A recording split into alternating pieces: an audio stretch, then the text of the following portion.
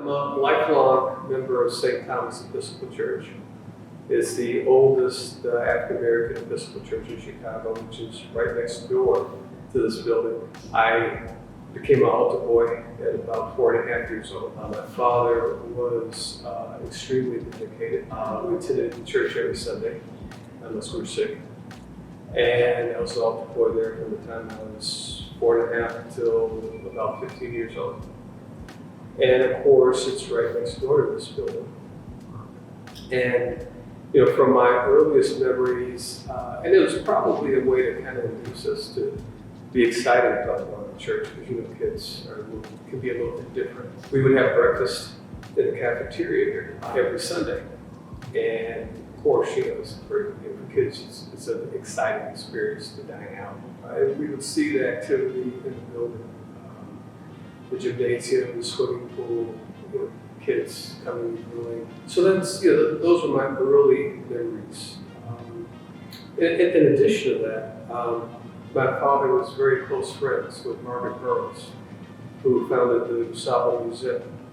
And her home was on the next street over, about 20 yards from here, where she originally housed the Salvo Museum before they moved to Washington Park. And so we would have church, have breakfast here, we'd go back and visit Margaret Burroughs. My father was an immigrant to the United States.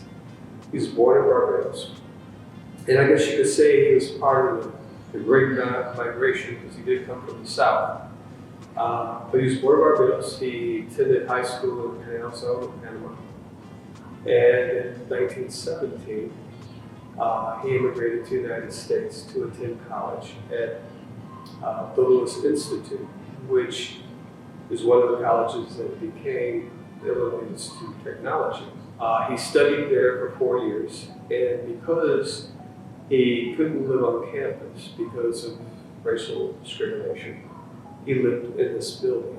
He would often talk about his experiences, being here, being next door to the church, and his experiences in the community, and the people that he knew and got to know over many years who were part of the culture, political establishment, medical community in Chicago going back many years. My father had kids very late in life. He was over 50 when I was born, so he was part of that history from 1920s on until he passed away in 1981.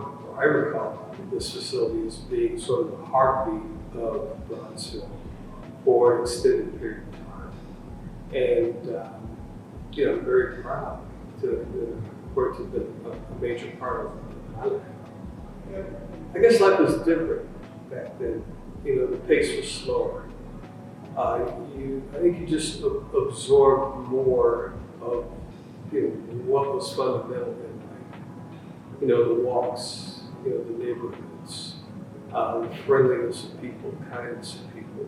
And that all centered around, the neighborhood we were in, Bronzeville, the church, this facility.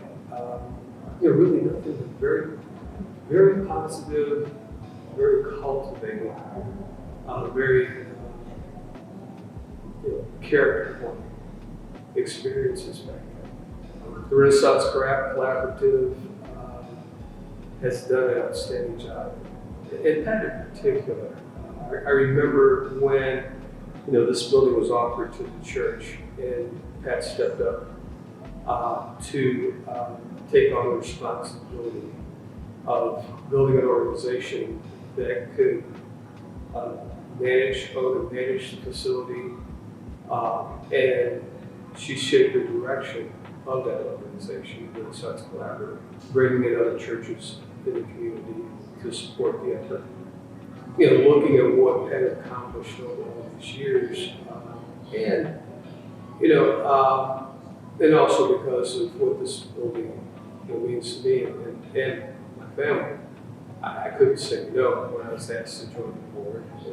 Well, this is the birthplace of Black History Month.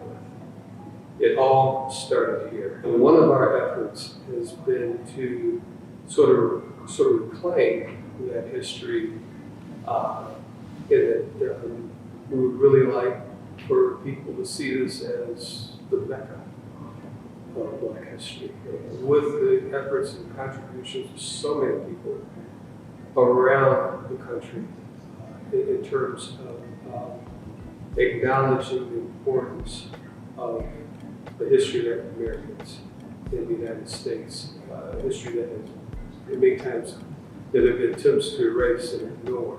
But it's fundamental to the fabric and fiber of this country, the fabric and fiber of our communities, and it's important for our children and their children to understand the legacy that they inherited through the contributions and greatness of so many people who contributed to this society. It's people like Daniel Hill Wiggins, who founded Providence Hospital, who conducted the first open heart surgery right in Bronzeville. Political leadership, Oscar Priest was the first city council member, first congressman